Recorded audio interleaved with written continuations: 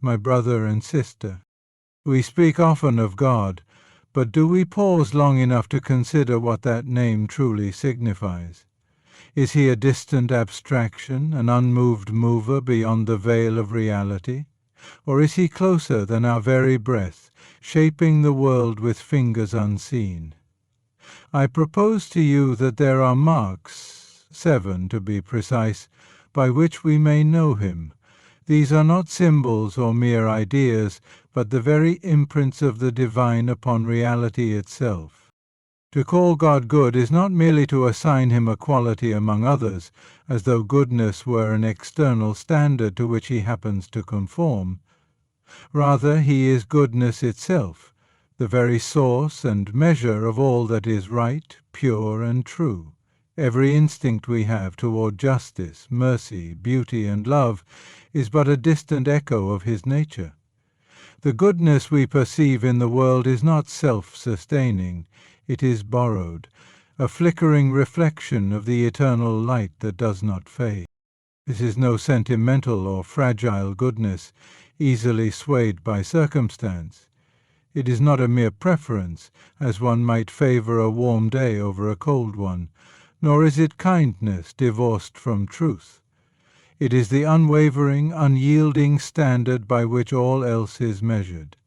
It is the force that upholds the laws of the universe, the reason why honesty is better than deceit, why courage is nobler than cowardice, and why love is higher than selfish desire. Without it, morality becomes fluid, justice becomes a negotiation, and virtue a matter of personal taste.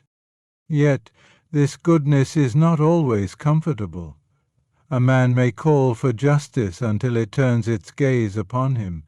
We long for righteousness, but shrink from its refining fire. A surgeon's scalpel is painful, but it is wielded for the sake of healing. So it is with the goodness of God.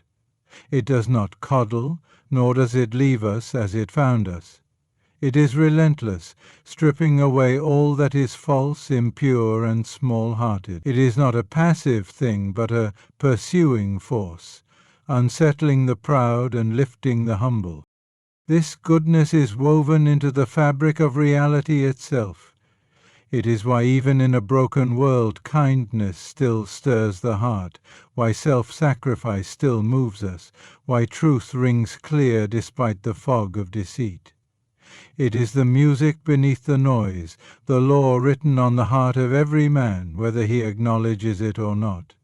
To deny it is to deny the very structure of the universe, to saw off the branch on which one sits. But the most astonishing thing about divine goodness is that it is not merely a principle, it is personal. It does not remain distant, abstract, or theoretical. It reaches, it calls, it stoops down. It does not demand that we rise to meet it on our own strength, for it knows that we cannot. Instead, it steps into the dust, walks the roads of men, and bears their burdens. It does not merely offer a path to goodness, it makes the way itself.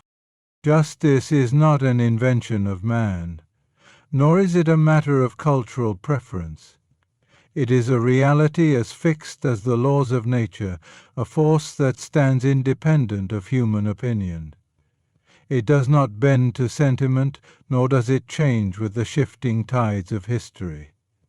If there is such a thing as true justice, it must be rooted in something beyond the fluctuating desires of societies and individuals.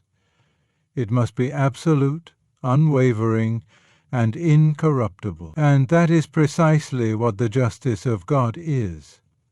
Unyielding, impartial, and wholly beyond the reach of manipulation. This justice is not an arbitrary exercise of power, nor is it the cold indifference of an impersonal law. It is the expression of perfect righteousness. In a world where justice among men is often flawed, where it is swayed by wealth, power, or convenience, divine justice is incorruptible. It does not favor the strong over the weak, or the many over the few. It does not overlook wrongdoing for the sake of convenience, nor does it leave the guilty unpunished. It is a justice that neither slumbers nor turns aside its gaze. Yet there is something about true justice that unsettles us. We desire it when we are wronged, but we fear it when we are the ones who have transgressed. It is easy to cry out for justice when we see oppression, dishonesty, and cruelty in others. It is another matter entirely when we stand before that same justice ourselves. A thief demands fairness until he is caught.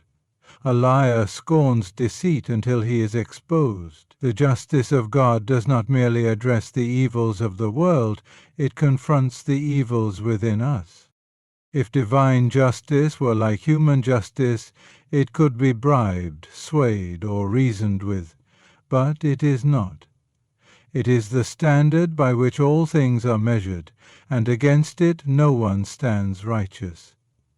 It does not make exceptions for ignorance or offer escape through mere good intentions. It does not forget, nor does it allow time to erase the weight of wrongdoing.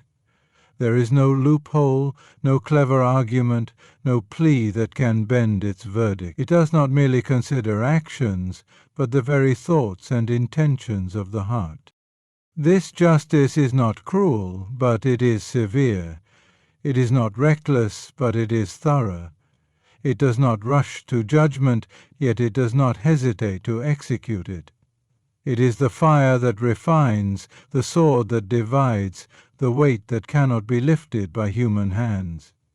It is not concerned with outward appearances or shallow righteousness, but with the deepest reality of what is true and what is false, what is right, and it does not ask whether a man seems respectable, but whether he truly is. It does not inquire whether a deed appears noble, but whether it was done with a pure heart. And because it is perfect, it must be complete. A justice that merely punishes evil would be half a justice. True justice must also restore, must also heal, must also set right what has been broken. It must not only condemn the wicked, but also vindicate the righteous, not only tear down what is corrupt, but also rebuild what was lost. It is justice that does not merely destroy, but makes whole again. Love in its truest form is not a sentiment, nor is it a fleeting emotion that rises and falls with circumstance. It is not the indulgence of affection or the passive approval of all things. True love is something far deeper, something active, something fierce in its commitment and boundless in its reach. It does not merely feel, it moves, it acts, it sacrifices.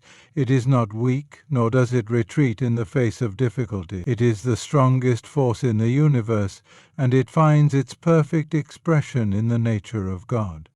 To say that God is loving is not enough. He is not merely a being who possesses love as one of many qualities. He is love itself, the source from which all true love flows. Every act of selflessness, every genuine kindness, every moment of compassion that has ever existed is but a dim reflection of this love. It is not dependent on the worthiness of its recipient, nor is it extinguished by rejection. It does not measure its giving by what it receives in return. It gives simply because it is its nature to give. This love is not hesitant or partial, it is overflowing, spilling out in abundance, unconstrained by limits or conditions. It is not reserved for the deserving, for if that were so, none could claim it. It is not reserved for the strong, the wise, or the righteous, for in the presence of such a love no one stands tall in their own merit. It does not wait until it is asked for, nor does it withdraw when it is refused. It persists, pursues, and overcomes. And yet this love is not blind. It does not excuse wrongdoing or pretend that evil does not exist. It is not the feeble love of mere tolerance which allows men to remain as they are, comfortable in their flaws. No, this love is a refining fire. It is a force that seeks the highest good, not the shallow happiness of the moment. It loves too much to leave us unchanged, too deeply to allow us to remain in darkness. It does not affirm all choices, for that would not be love, it would be neglect. It does not turn a blind eye to sin, for that would not be kindness, it would be indifference. This love is not easily understood, for it is too vast, too deep, too relentless. It does not conform to human expectation or fit within the narrow boundaries of what we assume love to be. It forgives the unforgivable, reaches the unreachable, and redeems what seems beyond hope. It is both tender and unyielding, both compassionate and just. It does not fade, nor does it grow weary. It does not forget, nor does it forsake. It is the love that endures through every storm, every failure, every betrayal. It is the love that does not count the cost, for it has already paid the highest price. Truth is not an invention of the human mind, nor is it subject to the whims of culture, time, or personal preference. It is not shaped by opinion, nor does it shift with the passing of generations. It is something far greater, something unchanging, something that stands firm regardless of who acknowledges it or who denies it. If truth were merely what we desired it to be, it would be no truth at all. It would be illusion. But truth is not dependent on our acceptance of it. It is simply because it is. And in its fullest, most absolute form, truth is not a concept but a person, a being, a reality deeper than all others. To say that truth is eternal is to say that it existed before us and will remain when all else fades. It was present before the stars were set in their place, before the first breath of life stirred upon the earth. It does not evolve, nor does it require refinement, for it is already perfect. The shifting philosophies of men rise and fall like waves upon the shore, but truth remains unmoved. It does not ask for validation from human reasoning, nor does it seek approval from those who question it. It is not subject to revision, as if it were a theory waiting to be improved. What is true today was true yesterday and will be true forever. But eternal truth is not merely an abstract principle. It is the foundation upon which all things are built. It is the reason the laws of the universe hold steady, why justice has meaning, why right and wrong are not illusions but realities woven into existence itself. If truth were relative, then nothing would be certain, not morality, not love, not even existence itself. There would be no standard by which to judge good from evil, no anchor to steady the mind against the chaos of subjective thought. But truth does not bend. It does not accommodate itself to our desires. It stands whether we acknowledge it or not. And yet men have spent their existence warring against truth, seeking to replace it with their own interpretations of reality. They seek to redefine it, as though it were something pliable, something that can be adjusted to suit their convenience. They declare that truth is whatever they choose to believe, that it is different for every man, that there is no absolute, no certainty. But a man may call darkness light and still stumble. He may declare that he is free from gravity, yet still fall when he steps off a cliff. Reality does not bow to our perceptions. Truth does not alter itself to make room for falsehood. It does not make allowances for deception, nor does it permit itself to be silenced. Eternal truth does not require our permission to exist, nor is it threatened by our rejection of it. It is the rock upon which all things are founded, the standard by which all things are judged, the light that exposes every shadow. It does not fade, it does not change, and it does not fail. It is not something we create, but something we discover, something that has been waiting for us all along. Sovereignty is not merely power, nor is it the ability to impose one's will by force. It is authority that is absolute, unquestioned, and unchallenged. It is not the rule of a tyrant who governs by fear, nor the dominion of a conqueror who seizes and holds by strength alone. Divine sovereignty is something greater.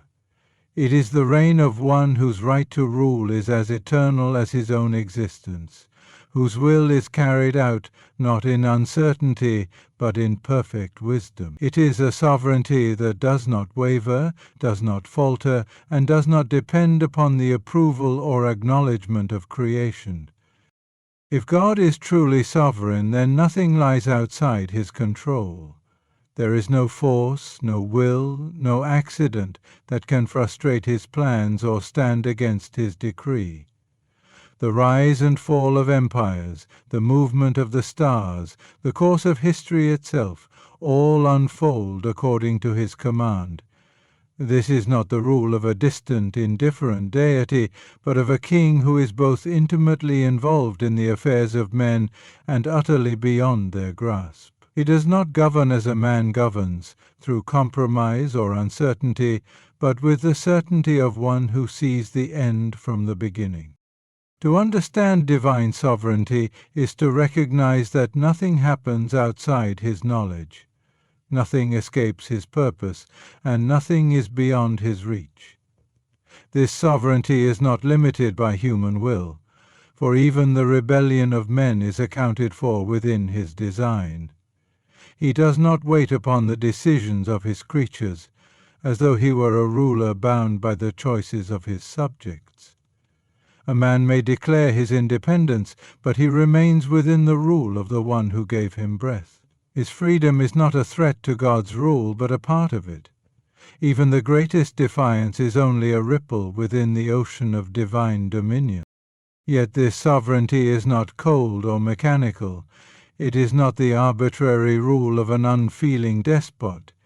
It is the sovereignty of a father, of a king, whose authority is not only unshakable but also deeply personal.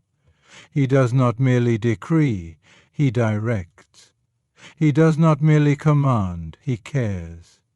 His rule is not that of an emperor who watches from a distant throne, but of a shepherd who leads his flock, of a potter who shapes his clay. He is not subject to chaos, and so neither are those who trust in him. Even in what seems to be the most uncertain moments, his sovereignty remains. And because he is sovereign, nothing is wasted.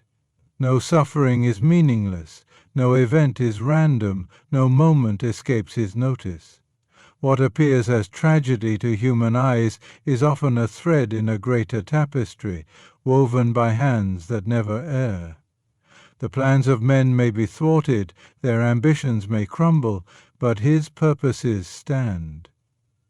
Nothing can undo what he has ordained, for his rule is not dependent on circumstance, nor is his authority given by another. It is his by nature, eternal and unshaken. In the vastness of existence, where human strength falters and wisdom proves insufficient, there stands an unshakable reality. God, in his fullness, reigning with absolute goodness, unyielding justice, overflowing love, eternal truth, and divine sovereignty. He is not shaped by the shifting opinions of men, nor is his nature subject to time or change. His justice does not waver, his love does not wither, his truth does not falter, and his rule does not weaken. To know him is to stand before the source of all that is right and true, to be confronted by a love that does not abandon, a justice that does not bend, a truth that does not yield. In his sovereignty there is no uncertainty, in his goodness no flaw. He is not distant nor indifferent. He is the very foundation upon which all things rest, the unchanging reality to which all must bow.